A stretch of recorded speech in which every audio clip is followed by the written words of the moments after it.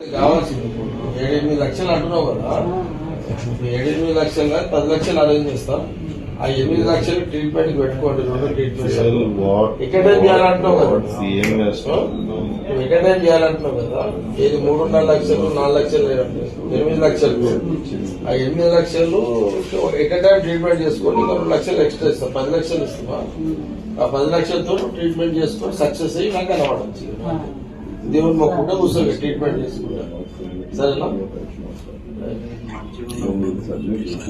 నన్ను చూసినావు అచ్చా కంది జాతరకు వచ్చినప్పుడు మేడం వచ్చేవాడు చూసినావా? ఆమె ఎక్స్వాల్ వస్తుంది కదా.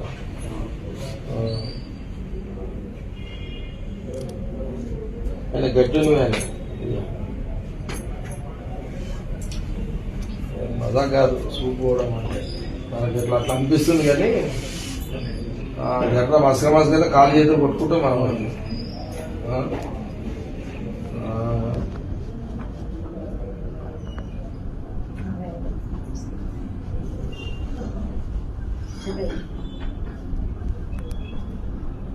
రైట్. ఏమైందా?